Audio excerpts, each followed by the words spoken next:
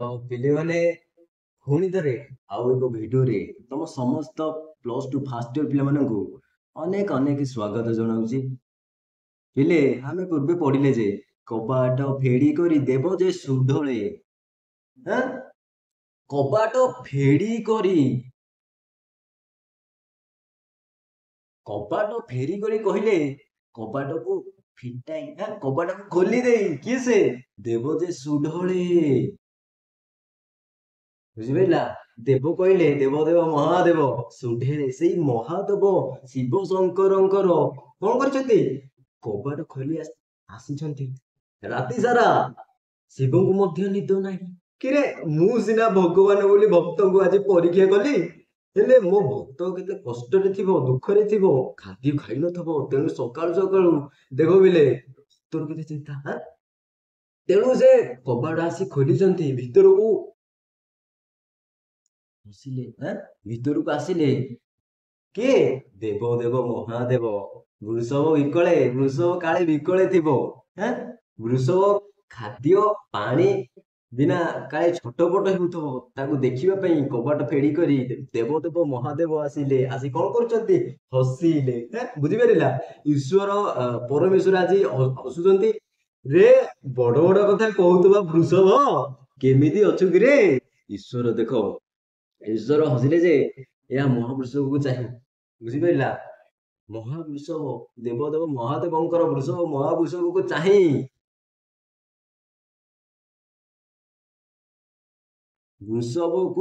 ଈଶ୍ୱର କହିଲେ, ସରି ଈଶ୍ୱର ହସିଲେ। କଣ ହସିଲେ? ହସିକି କି ସେ ଫଳ ପାଇଲୁ? କେଉଁ ଭଳିଆ ଫଳ ତତେ ମିଳିଲା କିରେ? ସାହାଡ ବୃକ୍ଷକୁ ଦାହି ମାନେ ଧାରଣ କରିଥିଲୁ, ତାହେଲେ ତତେ କେଉଁ ଫଳ ମିଳିଲା? ବଡ ବଡ କଥା କହୁଥିଲୁ, ଯଦି ମସ୍ତକରେ ମାରିଦିଏ ସେଦିନ ଅମୃତ ଯୋଗାଡ଼ ମିଳିବ। କଣ କରୁଛୁ? କେଉଁ ଫଳ ତତେ ମିଳିଲା? ତାପରେ ଦେଖ କଣ ହେଇଛି। ବୋଇଲା ଦେବ ସାହସ୍ର ନୁହେଁ ଯେ ମିଥ୍ୟା, ସୁଖେଣ ପାରି ହୁଅନ୍ତି ଯେତେ କରତାର ଭଗତା। ଈଶ୍ୱର ବୋଇଲେ ପାଇଲୁ ତୁ ଯେହ୍ନେ, ସଂସାର ଜନକୁ ପ୍ରାପତ ହଉ ତେହ୍ନେ। ତାପରେ କଣ ହେଇଛି ଦେଖ ପିଲେ। ବୋଇଲ କହିଲେ ବଳଦ ବା ବୃଷଭ। ମହାବୃଷଭ କଣ କରିଛି? ବୋଇଲା କହିଲା କଣ କହିଲା? ହେ ଦେବ ସହସ୍ର ନୋଇ ମିଥ୍ୟା। ଶାସ୍ତ୍ର ଯାହା କହିଛି ତା ମିଥ୍ୟା ନୁହେଁ। ସହସ୍ର ନୋଇ ଯେ ମିଥ୍ୟା। ସୁଖେଣ ସୁଖରେ ପାରି ହୁଅନ୍ତି। ବୁଝିପାରିଲା? ପାରି ହେଇଯାଆନ୍ତି। ଦୁଃଖ କଷ୍ଟ କିଛି ଲାଗେ ନା। ବିପଦ କିଛି ଲାଗେ ନା। କିଏ ତାହେଲେ ସେ ସୁଖରେ ପାରି ହେଇଯାଆନ୍ତି? ନା, ଯେତେ କରତାର ଭଗତା। ବୁଝିପାରିଲା?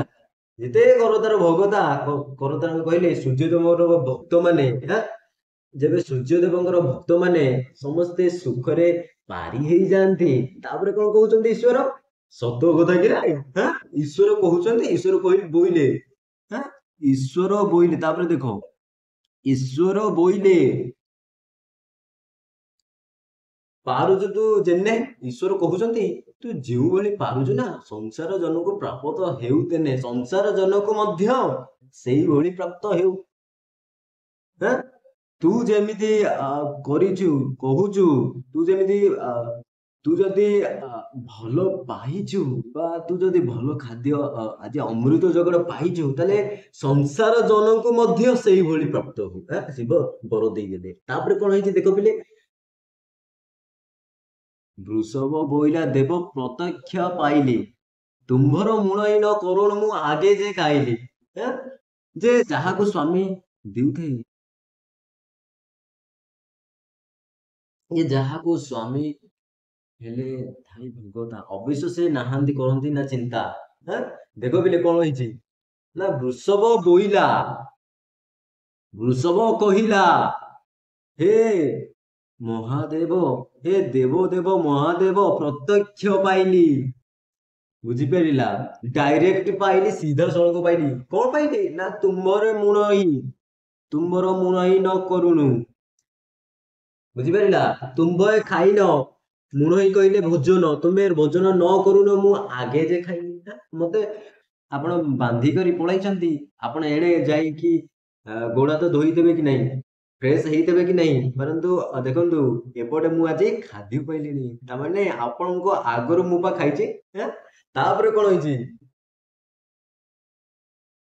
ଯେ ଯାହାକୁ ସ୍ୱାମୀ ହୋଇଥାଏ ଭୋଗତା, ଅବଶ୍ୟ ସେ ତାହାନ୍ତି କରନ୍ତି ନା ଚିନ୍ତା। ଯେ ଯାହାକୁ ସ୍ୱାମୀ ହେଇଥାନ୍ତି ଭୋଗତା, ଯେଉଁ ଭକ୍ତ, ବୁଝିପାରିଲା, ଯେଉଁ ସ୍ୱାମୀ ଯାଆନ୍ତୁ ନା କାହିଁକି, ଅବଶ୍ୟ ସେ ତାହାନ୍ତି କରନ୍ତି ନା ଚିନ୍ତା। ବୁଝିପାରିଲା? ତେଣୁ ଭକ୍ତର ଚିନ୍ତା, ଭଗବାନଙ୍କର ଥାଏ, ଭଗବାନ ସବୁବେଳେ ଚିନ୍ତା କରୁଥିବେ ଭକ୍ତ କଥା। ତେଣୁ ସେଇଠି ବୃଷଭ କହୁଛି ଯେ ଯାହାକୁ ସ୍ୱାମୀ ହେଇଥାଉ ଭଗତା, ଯେ ଯାହାର ଭକ୍ତ ହେଇଥାନ୍ତୁ ନା କାହିଁକି, ସେ ଭକ୍ତର ଚିନ୍ତା କିଏ କରନ୍ତି? ସେଇ ସ୍ୱାମୀ କରନ୍ତି। ତାପରେ କଣ ଅଛି ଦେଖ ପିଲେ,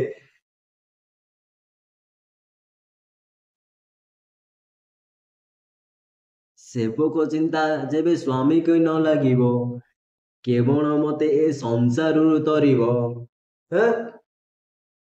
ଯେତକ ଯୋଗାଡ଼ ତୁମ୍ଭର ମୂଳହୀନ କରୁଣୁ, ମୁଁ ଆଗେ ପାଇଲି।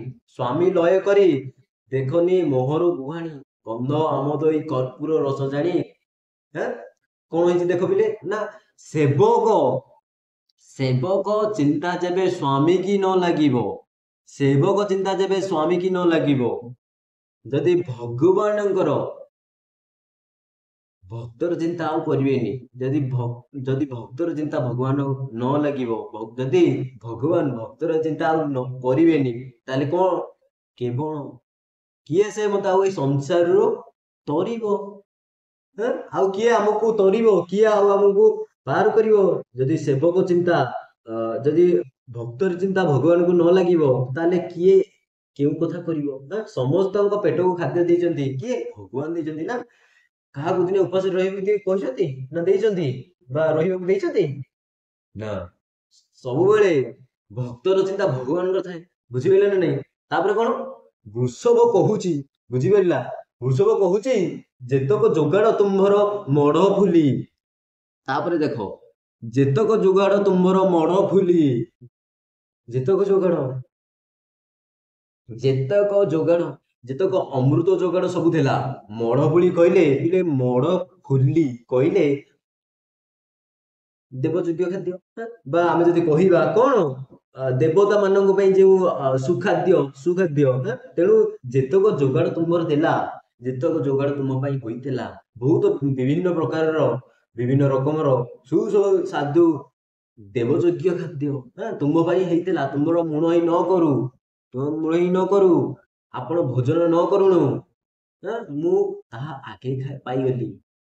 ତେଣୁ ସ୍ୱାମୀ ଲଏ ଦେଖ, ତାପରେ ଦେଖ, ସ୍ୱାମୀ ଲଏ, ତେଣୁ ସ୍ୱାମୀ ଲୟ କରି ଦେଖ। ଯଦି ସ୍ୱାମୀ ବିଶ୍ୱାସ ହେଉନି, ଟିକେ ଲୟ କରିକି ଦେଖନ୍ତୁ ନା, ଟିକେ ନଜର ପକାଇ ଦେଖନ୍ତୁ ନା, କେଉଁଠି ବି ଦେଖନ୍ତୁ, ମୋର ଗୁହାଣୀରେ ମୋର ଗୋରୁଖିଆ ଯେଉଁ କୁଣ୍ଡ, ସେଇଟାକୁ ଟିକେ ଦେଖନ୍ତୁ।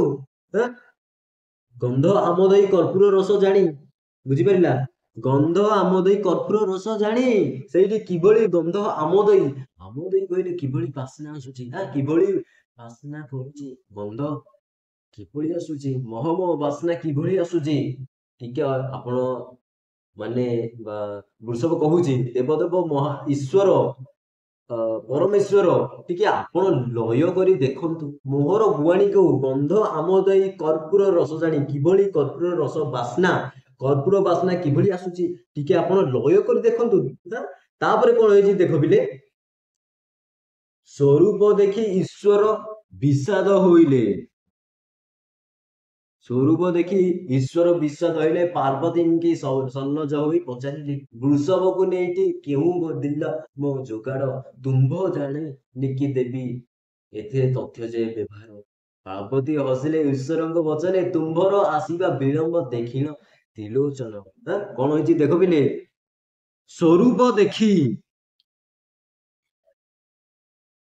ଯେତେବେଳେ ଏଇ ସବୁ ମହମହ କରି ବାସୁଛି କର୍ପୂର ଖାଦ୍ୟ, ବଢିଆ ସୁଖାଦ୍ୟ, ଏଇ ସବୁ କୁଣ୍ଡକୁ ବାସି ଆସୁଛି, ଯେତେବେଳେ ଏସବୁ ରୂପ ଦେଖି ଈଶ୍ୱର ବିଷାଦ ହଇଲେ, ଈଶ୍ୱର ଭାଙ୍ଗି ପଡିଲେ। ଈଶ୍ୱର ବିଷାଦ ହଇଲେ, ଈଶ୍ୱର ଭାଙ୍ଗି ପଡିଲେ, ଈଶ୍ୱର ଦୁଃଖ କଲେ, କହିଲେ ଆରେ ମୁଁ ତତେ ପରୀକ୍ଷା କରିବା ପାଇଁ ଏତେ ସବୁ କଥା କରିଦେଲି, ତୁ କପି କରିଦେଲି ଶେଷରେ।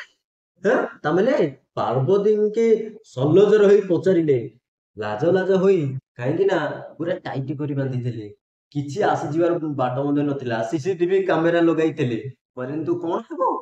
ଯାଇକି ଶେଷରେ ପାର୍ବତୀଙ୍କୁ ପଚାରିଛନ୍ତି, ଲାଜ ଲାଜ ହୋଇ ପଚାରୁଛନ୍ତି, କଣ ପଚାରିଛନ୍ତି? ବୃଷଭକୁ ନେଇଟି, ଦେଖ ବିଲେ ସ୍କ୍ରିନକୁ, ବୃଷଭକୁ ନେଇଟି କେଉ ଦେଲା ମୋ ଯୋଗାଡ଼,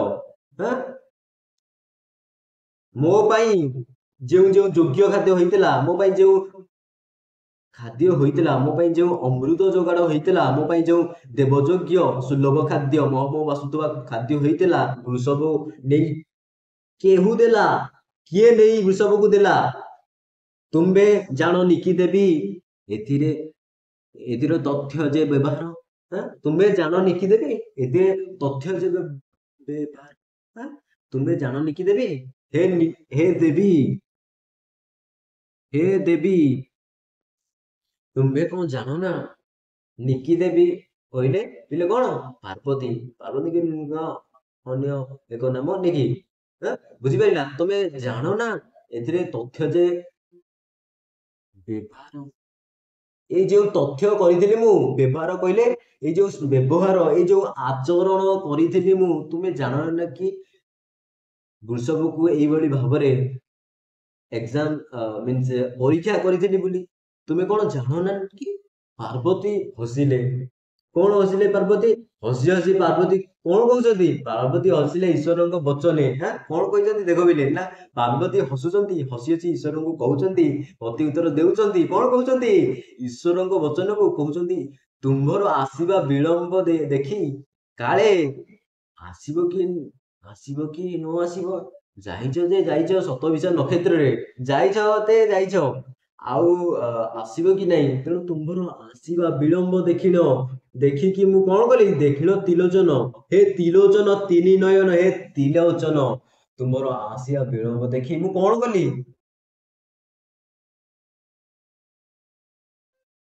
ମୁଁ କଣ କଲି? ଏସବୁ ଜାଣିବା ପରବର୍ତ୍ତୀ ଭିଡିଓରେ, ଆଜି ପାଇଁ ବାସ୍ ଏତିକି।